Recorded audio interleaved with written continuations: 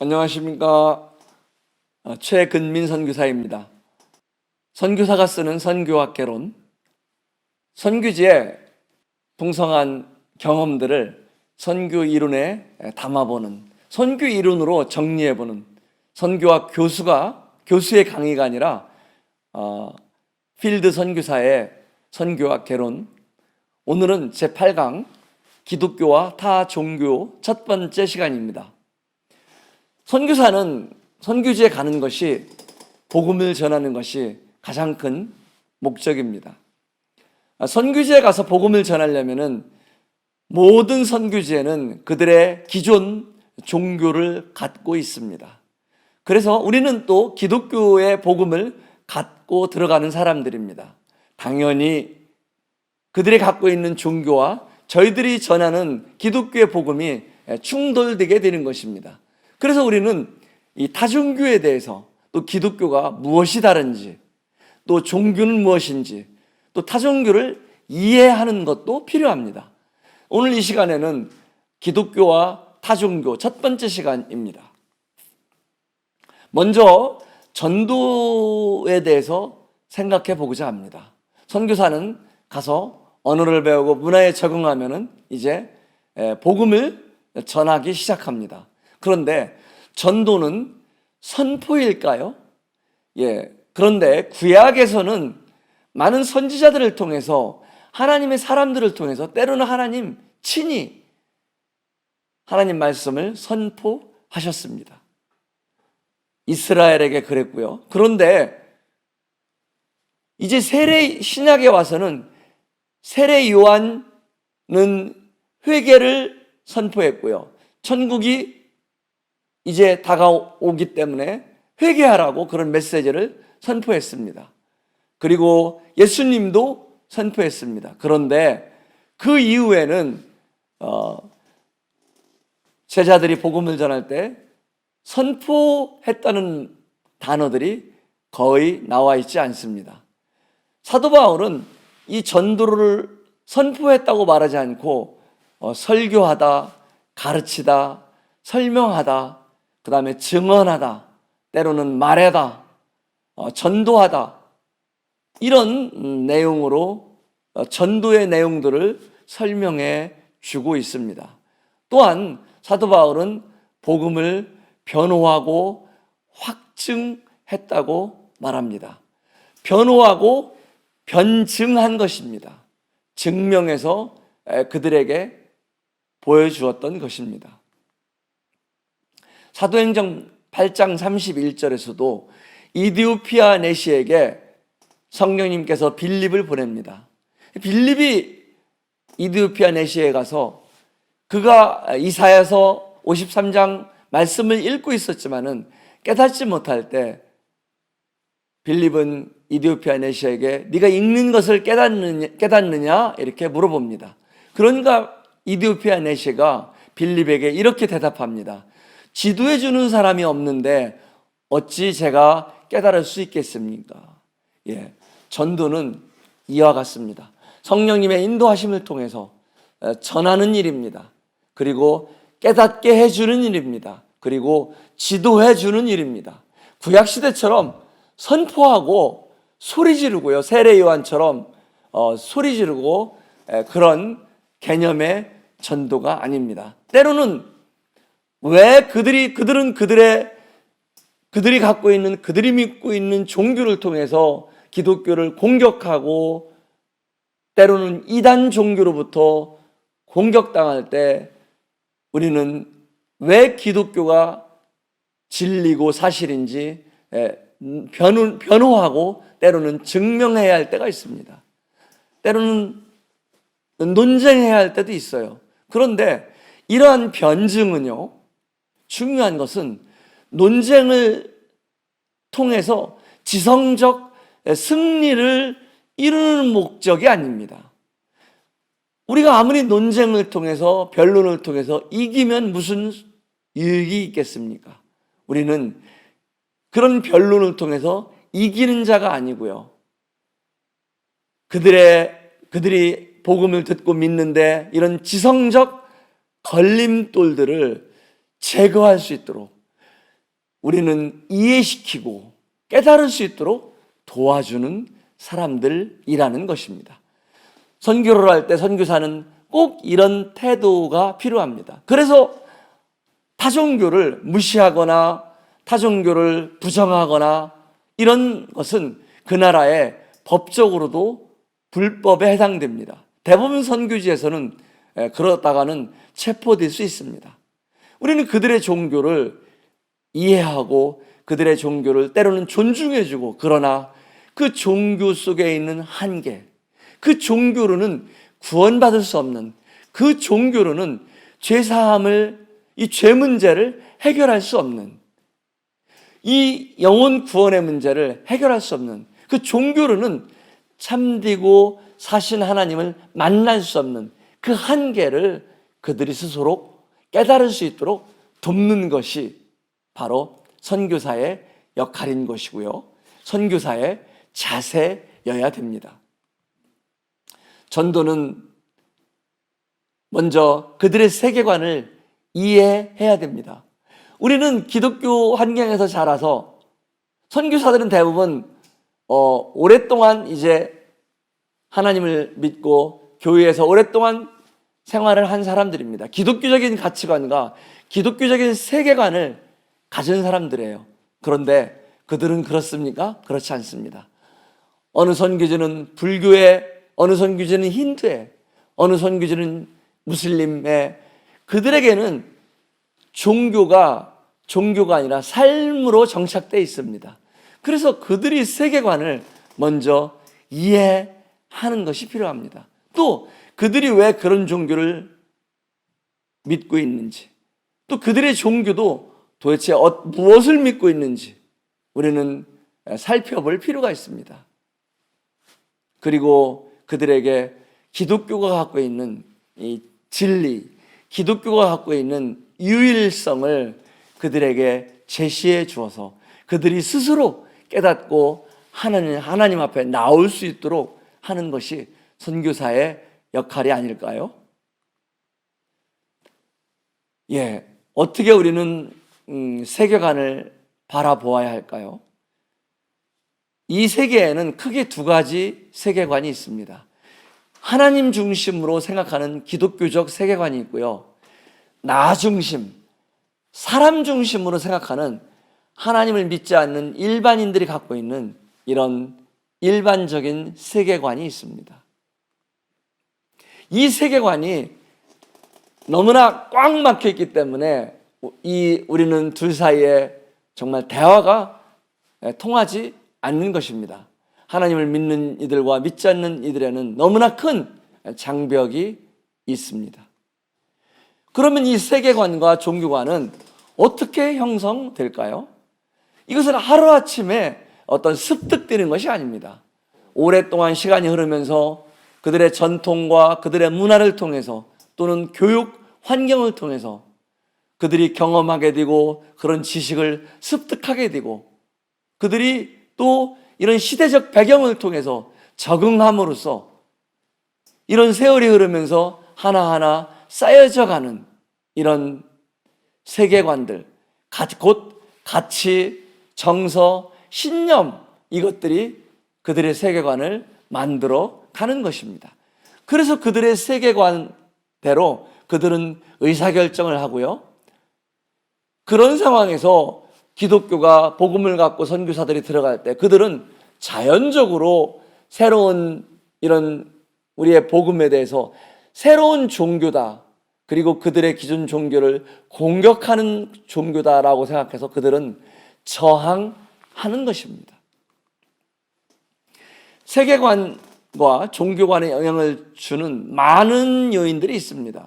정치, 경제, 문화, 역사, 지리, 교육, 철학, 종교, 이런 가정 환경까지도 우리는 이런 많은 영향을 줄 수 있는데, 중요한 것은 이것은 가변적이라는 겁니다. 언제든지 세월의 흐름에 따라서 시기적으로 시대적으로 변할 수 있다는 것이에요. 그리고 어느 하나만이 영향을 주는 것이 아니라 복합적으로 영향을 주는 복합적이라는 것입니다.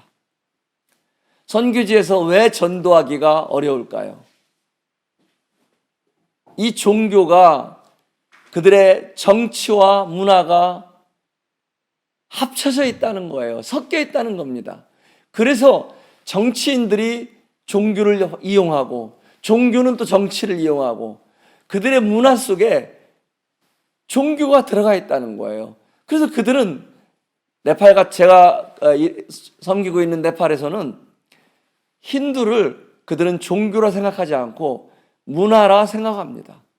그들의 삶이라 생각해요. 대부분 선교지가 그렇습니다. 그래서 그들은 자연적으로요, 그들이 갖고 있는 종교에 대해서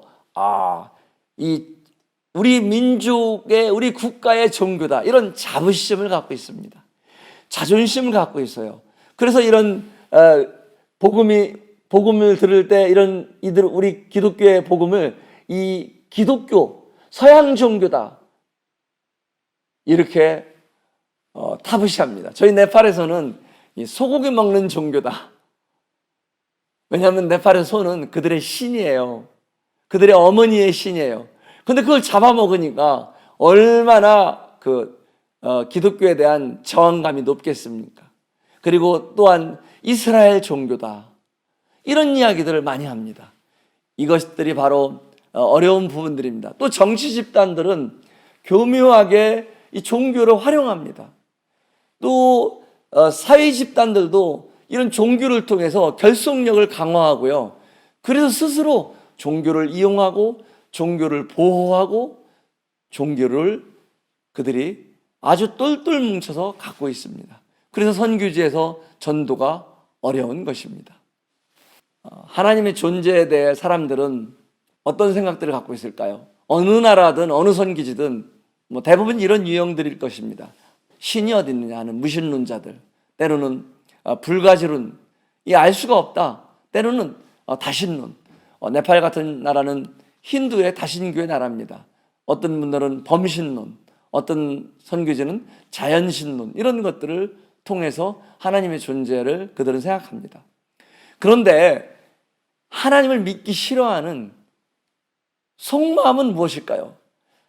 사람을 지으신 하나님께서는 정확히 그 마음을 꿰뚫어 보고 계십니다. 그래서 하나님께서는 성경 로마서 1장 28절 29절에 이렇게 말씀하고 계십니다. 그들이 마음에 하나님 두기를 싫어한다. 그래서 하나님 믿기를 그들은 싫어하고 있습니다. 그것이 모든 사람들이 갖고 있는 사실은 본성입니다. 종교는 무엇일까요? 이 라틴어로 렐레기오라고 하는데 사실은 이 종교의 뜻은, 렐레기오의 뜻은 삼가 경의를 표한다, 존경합니다라는 이런 렐레게레의 명사형에서 온 것입니다.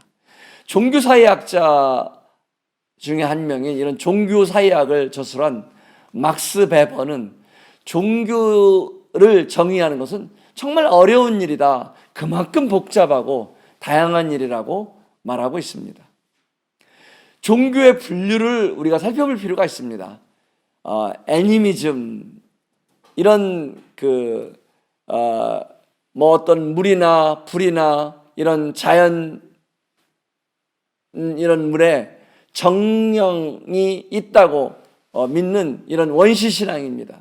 어떻게 정령 숭배를 하는 것이죠. 주로 아프리카 지역에 또 많이 이런 것들이 존재합니다. 샤머니즘은 이런 샤먼이라는 하늘과 대화하는 사람, 이런 주술이나 이런 걸 통해서 병고침을 받거나요.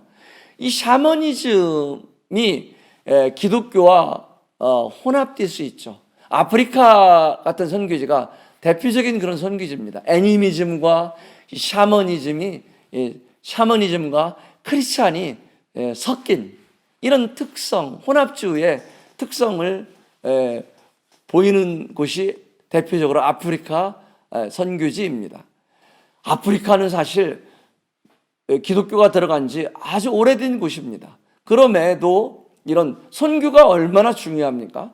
선교사들이 어떻게 전할 것인가, 무엇을 전할 것인가, 이런 것들이 얼마나 소중한지 지금의 아프리카의 기독교 환경을 보면은 이런 우리가 교훈을 얻을 수 있습니다. 단순히 전도하고 교회를 세우는 것만이 아니라 제자화하고 또 어떻게 그들이 교회 진리를 잘 세워서 성경적인 교회가 계속 그 선교지에서 세워져 나갈 수 있을지, 그것들을 선교사는 끝까지 고민해야 하는 사람들일 것입니다. 토테미즘은 무엇입니까? 이런 각 부족을 어떤 동물이 지킨다고 생각하는 것입니다. 곰이라든가요, 독수리라든가요. 네팔에 이 셀파라는 히말라야에 사는, 여러분들이 셀파라고 하면은 뭐 짐을 드는, 사실은 셀파의 부족 이름입니다.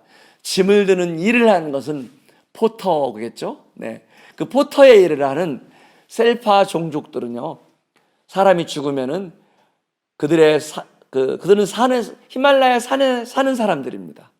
그들이 죽으면은 바위 위에 올려놓고요, 그들의 조상인 독수리가 와서 그 시체를 다 뜯어 먹도록 합니다. 일명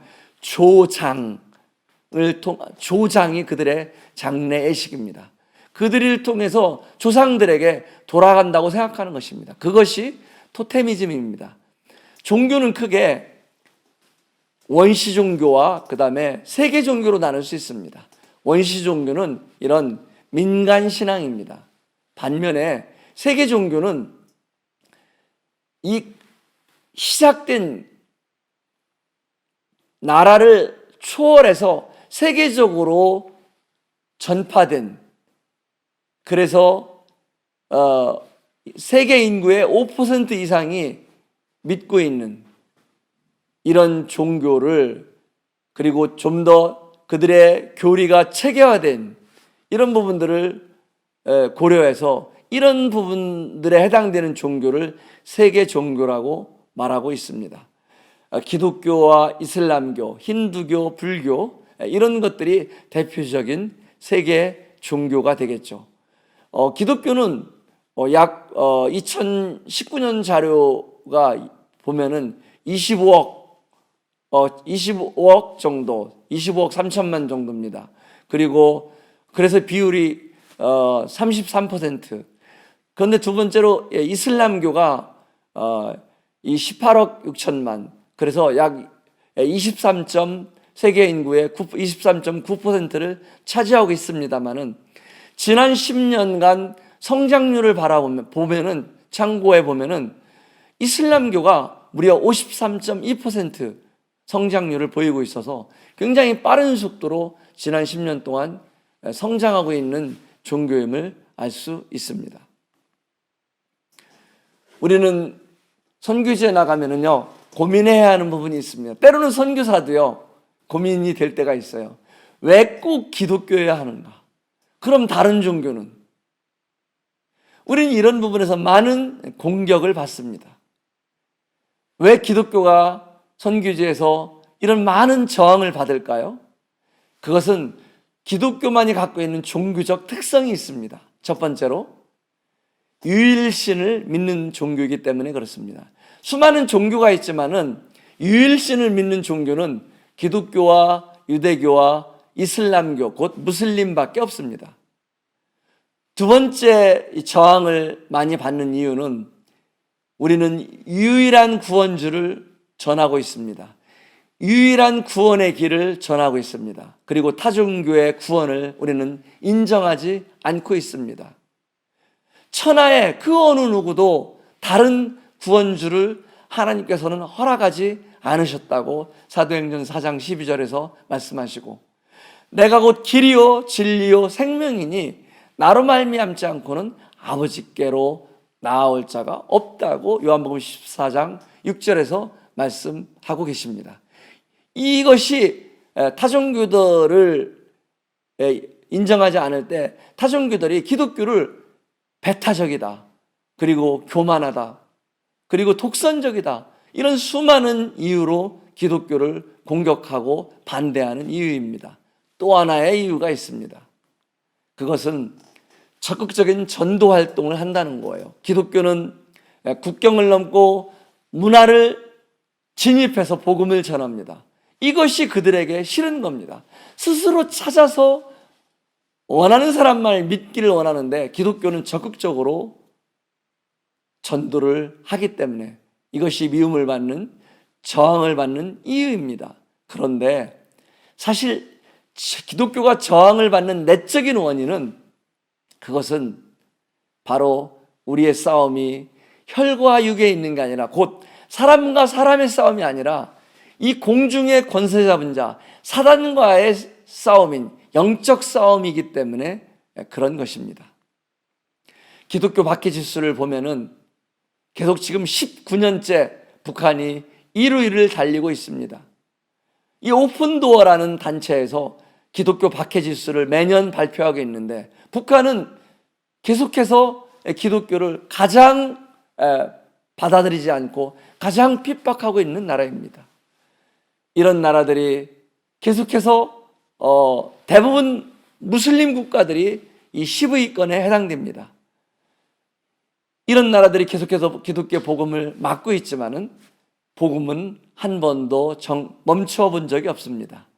하나님께서는 이 복음이 오늘 이 시간에도 이 코로나가 만연한 이 시기에도 하나님의 복음을 하나님께서는 하나님의 사람들을 통해서 오늘도 전하고 계십니다.